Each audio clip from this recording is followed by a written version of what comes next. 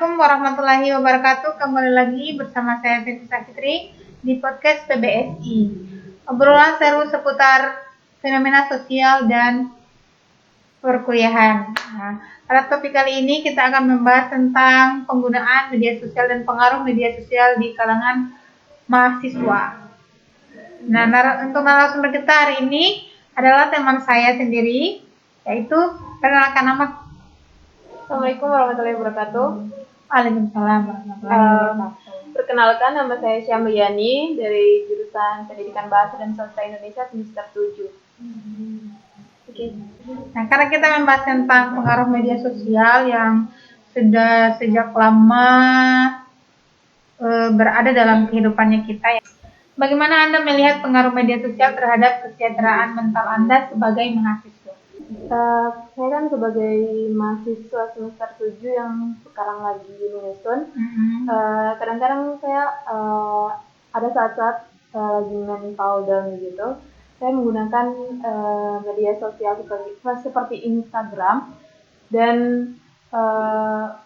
melihat kayak motivasi gitu, kayak kata-kata penguat. Jadi saya melihat bahwa memang media sosial ini sangat berpengaruh terhadap kesehatan mental saya gitu. Saat saya lagi down, saya menggunakan media sosial untuk mencari motivasi sehingga Dan saya lebih kuat lagi begitu.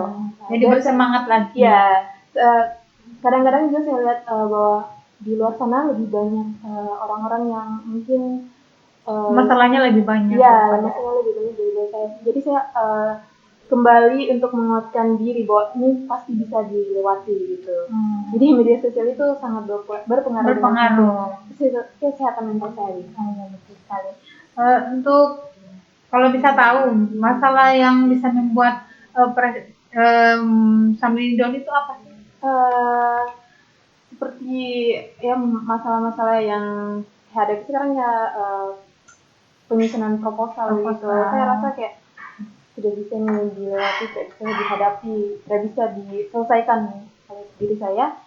Dan saya bilang kayak apa ya, tidak bakalan bisa tercapai gitu ya. Gitu ini sih masalah-masalah yang saya hadapi.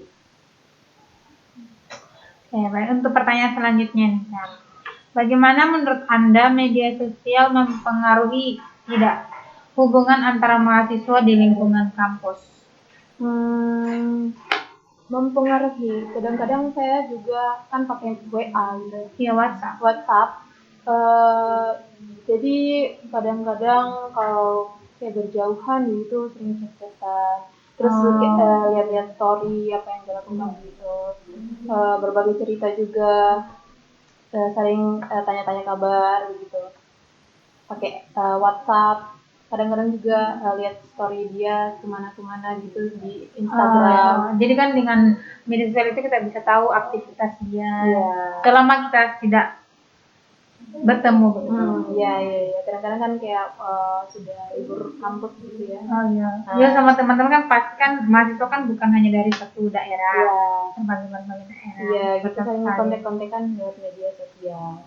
Nah, selain dari pengaruh masalah dalam lingkungan kampus, mempengaruhi tidak media sosial dengan kebiasaan tidur Anda sebagai calon sendiri? Gini, dulu sebelum kenal media sosial, waktu mungkin zaman SMA, jam tidur saya itu sekitar jam tidur anak-anak SMA pada umumnya jam 8-9 gitu. Saat mulai kenal media sosial saya sekarang ini sudah sering tidur sekitar jam 11-12, bahkan mungkin ada kadang jam 1. Jadi sangat berpengaruh begitu. Kadang-kadang kayak sebelumnya mau tidur jam 9 tapi karena kepikiran keasikan main, langsung ambil HP, terus scroll sampai jam 1. Jadi sangat saya lihat sangat berbeda sebelum memakai media sosial dan sesudah memakai media sosial. Perbedaannya terus. Iya, begitu. Pertama mengenal media sosial itu kapan? Ya itu mungkin lebih yang pertama sekali itu mungkin sekitar zaman SMP, pas pertama kali SMP. Ya, media pakai sosial internet, media sosial Biasanya dulu belum kenal kita sih, mungkin sekitar SMA buat akun Facebook gitu. ya sama, tapi saya dulu sekitar kelas 3 SMP sudah mulai minat Facebook. Tapi hanya karena lingkungan sekitar, nah, bilang, ya ayo buat ini, buin katanya bisa chat-chat dari dengan jarak jauh begitu biarpun dia di luar negeri atau mana. Saya buat nih, tapi setelah buat saya jarang pakai. Iya. Karena kan harus pakai daily pulsa lagi, bahkan dulu kalau tidak dikasih uang mau beli. Dia namanya juga anak sekolah ya, mau cari uang dari mana gitu. Dulu kan kita lebih pentingkan mendingan beli makan daripada media sosial. Dulu kan juga penggunaan HP masih sangat kurang. Kalau di kampung iya sama juga sama saya. Kalau di kampung itu yang pakai HP satu dua orang. Iya, itu pun palingan HP yang tidak memiliki koneksi internet. Iya. Saya tuh sampai kelas 3 berapa memang baru dibelikan HP. Saya SMA kelas 1. Karena kan karena kan kalau waktu SMA sudah pindah ke Bau ke kota, jadi sudah jaraknya jauh dari keluarga, jadi dibelikan HP. Dari situ mulai dibuat Facebook itu pun kakak saya yang buatkan, dan katanya bilang, kamu kenapa tidak ada media sosial begitu? Sekarang kan banyak yang pakai Facebook gitu. Jadi saya minder sendiri karena tidak ikut zaman gitu, jadi ikut tren ya, dibuatkan Facebook gitu. Sampai sekarang masih menggunakan Facebook? Tidak sih, kayak karena saya pikir lebih ke WhatsApp, karena kan WhatsApp digunakan di lingkungan kampus gitu. Kalau Facebook mungkin sekitar sampai sama saja, karena dulu kan kalau Facebook itu kita pakai Messenger Live. Oh iya, Messenger aplikasi chat gitu. Ya, kalau sekarang itu pakai lebih ke WhatsApp gitu. Nah, menurut Samliani, adakah hubungan antara tingkat kecanduman media sosial dan kesehatan Sam? Maksudnya mungkin karena sudah jadi kebiasaan begitu, jadi kayak sudah jadi seharian gitu media sosial. Iya sih. Gimana ya, kalau untuk kehidupan sehari-hari penggunaan media sosial itu sangat sering digunakan begitu. Kalau saya sendiri bahkan kalau tidak ada kerjaan itu kayak baring-baring scroll gitu, short YouTube gitu, TikTok, apalagi kayak tidak ada yang dilakukan. Jadi saya pikir memang sangat berpengaruh begitu, dan saya juga membatasi. Gitu. Karena saya pikir bahwa itu sudah sangat-sangat melampaui batas. Jadi saya sudah buat planning bahwa kalau pagi itu harus olahraga. Olahraga? Ya begitu, olahraga. Terus kayak selain menggunakan media sosial, kita harus cari kegiatan-kegiatan lain. Seperti kan kalau saya hobinya menggambar gitu. Terus kayak menulis, terus kayak membaca juga. Jadi karena sudah paham bahwa kalau pakai media sosial terus atau gunakan HP terus ini kayaknya kurang inovatif begitu. Jadi saya buat kegiatan-kegiatan lain gitu. Oh iya Pak. Saya kayaknya susah deh untuk membatasi diri gitu. Dalam makanya pada saat kan kalau di kos sebenarnya kalau ada kerjaan kan berpikir mau buat apa, mending kan buka YouTube ke apa yang bisa dinonton. Nah kalau saya kan kayaknya bisa membatasi diri begitu. Bagaimana sih caranya supaya kita bisa berpikir jangan terlalu berpatokan dengan media sosial atau penggunaan? Pertama sih kesadaran diri bahwa ini sudah terlampaui batas di penggunaan kayak menggunakan HP gitu. Terus kemudian kayak kita melakukan hobi-hobi yang kita senangi gitu ya, hal-hal yang kita senangi. Yang seperti saya bahas tadi, saya lagi suka melukis, menulis, menggambar, dan membaca begitu. Kalau yang hobinya tidur hobinya tidur kurang tahu, jadi tidur setor. Jadi juga ya mungkin olahraga kan kita mahasiswa gimana ya, kalau saya sendiri kan buat janji atau planning sama teman satu kamar, kita setiap minggu itu olahraga kayak gitu. Jadi selain maksudnya kan satu minggu penuh kita di kampus, dan hari minggu itu harus ada maksudnya satu minggu itu kita harus ada satu hari olahraga gitu. Iya. Jadi kita harus menjaga kesehatan juga ya. Iya, betul sekali. Apalagi kan zaman sekarang sudah susah Iya. untuk mengendalikan diri karena teknologi semakin canggih, semakin yang muncul banyak aplikasi. Iya, dan yang mungkin menarik. kayak hal-hal itu semakin simpel dan instan gitu. Betul sekali.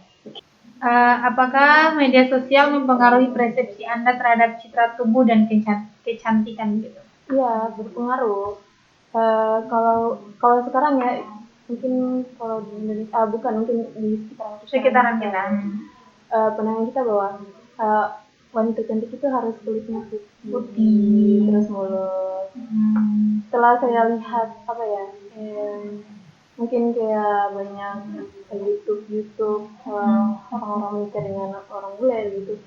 Saya lihat mereka kulitnya tidak putih begitu ya, kulitnya sawo matang begitu. Terus jadi saya pikir bahwa standar kecantikan itu berbeda-beda di setiap daerah. Dan saya juga melihat bahwa banyak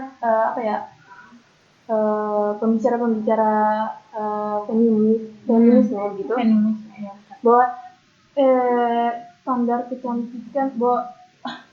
standar kecantikan wanita itu bukan harus kayak putih, mulus begitu. Setiap wanita itu cantik gitu. Kalau untuk pendapat diri sebenarnya untuk San kan biasanya di lingkungan sekitar itu kan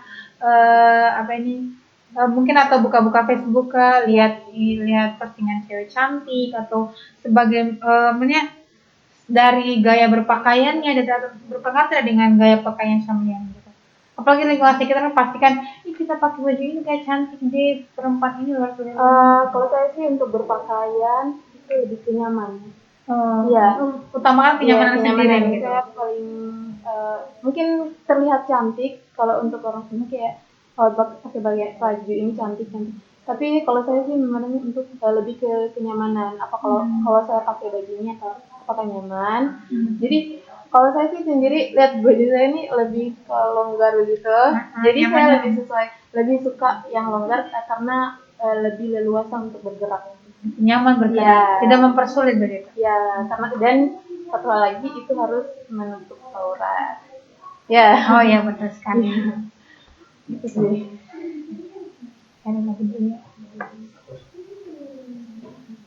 Nah, ada juga nih pertanyaan yang sangat menarik. Nah, biasanya kan tersebar berbagai macam isu atau hoax begitu.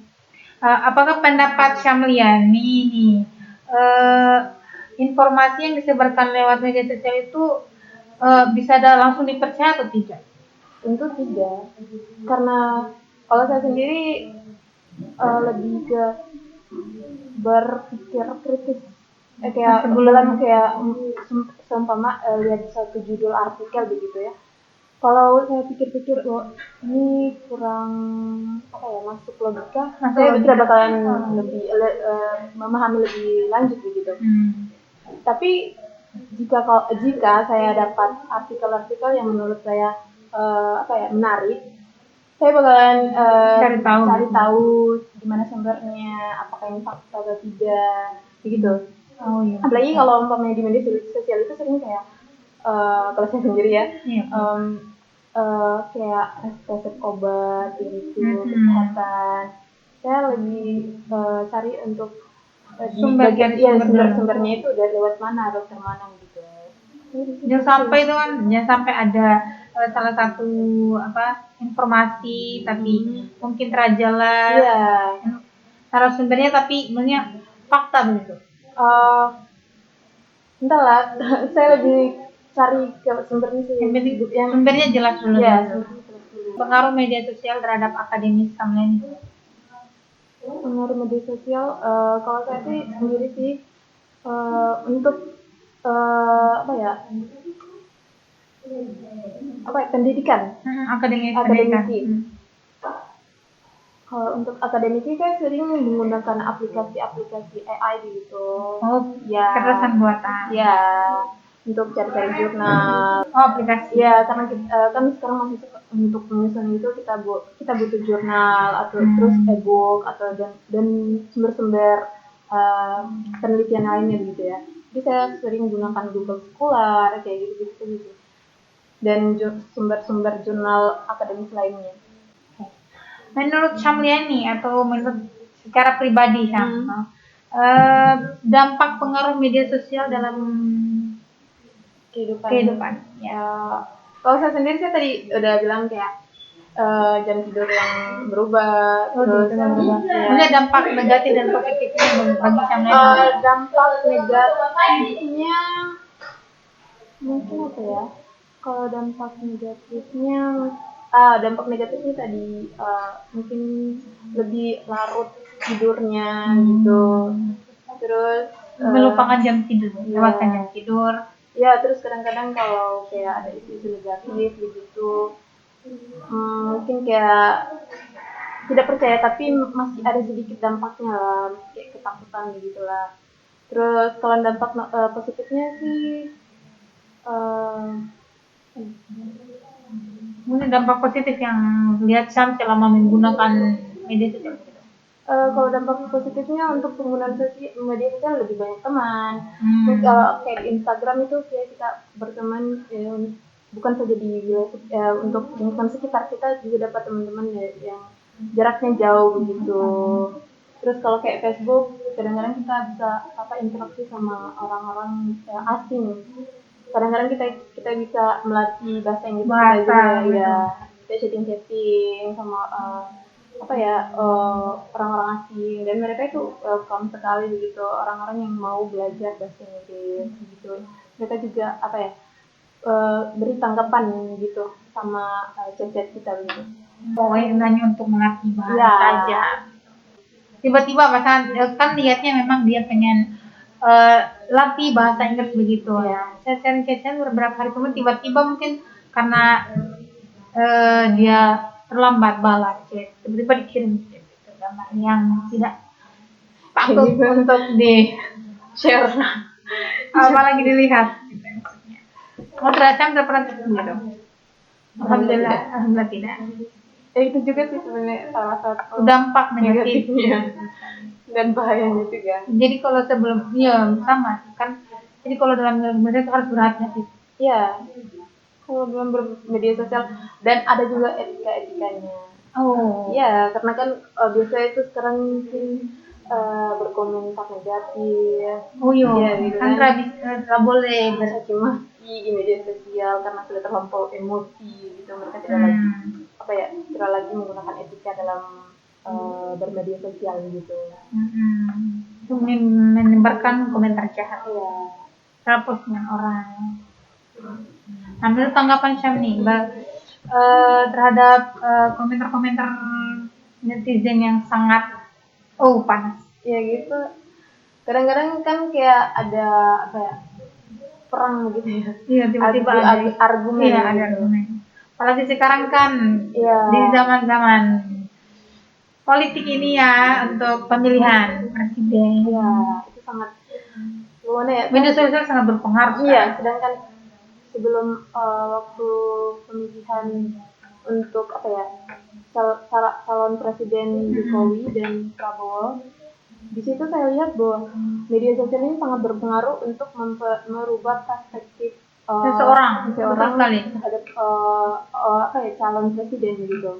Mereka menggunakan media sosial untuk mengubah perspektif, karena kadang-kadang kayak sudah disebarkan ke kekurangannya begitu, kayak calon ini kayak gini calon ini. Contohnya saya sedikit berpengaruh kan, sebelum ini kan saya sudah tetapkan, misalkan kalau saya pilih ini, tiba-tiba karena sering buka media sosial, dia ini calon ini begini, jadi kadang harus berpikir lagi, jadi mana yang sebenarnya harus patut yang harus kita jadikan sosok untuk memilih gitu. Jadi sebagai seorang yang sekarang sudah punya hak untuk memilih, harus berpikir dan mengetahui memang pilihannya yang terbaik itu siapa saja gitu. Kalau saya sudah menetapkan pilihannya, mungkin ya lihat ke depannya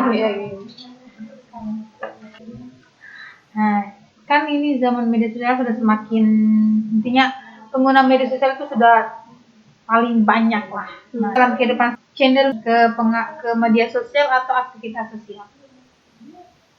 Kalau saya sih Mau saya sih lebih ke aktivitas sosial, tapi keadaannya ke lebih media sosial. Karena saya mau kayak mau berbaur begitu sama orang lain. Tapi saya mungkin sepertinya apa ya, introvert begitu ya. Introvert. Takut begitu karena untuk dengan bergaul dengan orang-orang baru gitu. Jadi saya lebih memilih untuk media sosial. Lebih ke cenderung media sosial. Ya, media maya kan gitu ya. Karena kan kalau media maya kan kita tidak langsung bertatap muka begitu. Cuman kayak lebih berani pakai media sosial begitu kalau untuk berinteraksi gitu. Kok bisa begitu? Ya karena itu mungkin sifat saya atau kurang berani kalau untuk bertatapan langsung dengan orang-orang baru gitu. Oh iya, betul sekali. Pas semester awal juga kamu duduk di paling pojok gitu. Iya, karena kan masih baru belum mengenal. Mungkin kayak kalau kita memulai perkuliahan lewat Zoom. Zoom ya. Saat di chat kayak ini kita gini kayak agak sekali saling chat. Tapi pada saat kita ketemu langsung kayak cium. Iya. Baru cerita sama siapa dulu yang ini tapi kayak tidak berani gitu. Iya, jadi lebih ke media sosial daripada interaksi sosial. Tapi pengennya kayak interaksi sosial. Ya, pengennya interaksi sosial. Sebenarnya sih kayak seru banget kalau kayak interaksi sosial. Seru memang. Teman. Itu saja pendapatku Syam. Sebenarnya itu hanya pikiranmu saja yang membuatmu begitu. Sebenarnya kalau kamu berani untuk mencoba atau bertegur sapa pasti bisa. Iya. Tapi kan memang kan untuk merubah persepsi itu kan susah. Iya. Sulit. Jadi sekarang lagi belajar untuk berbaur, percaya diri dan mau. Oh iya, intinya tuh hanya percaya diri. Oke, mungkin cukup sampai di sini saja pembahasan kita tentang media sosial, pengaruh media sosial di lingkungan kita sendiri. Jadi teman-teman, sebelum menggunakan media sosial, kita harus berhati-hati. Terima kasih kepada narasumber kita hari ini karena sudah mau datang dan berbagi cerita tentang tema kali ini. Saya akhiri dengan ucapan wabillahi taufiq wal hidayah. Wassalamualaikum warahmatullahi wabarakatuh. Selamat menonton. Jangan lupa like, subscribe. We got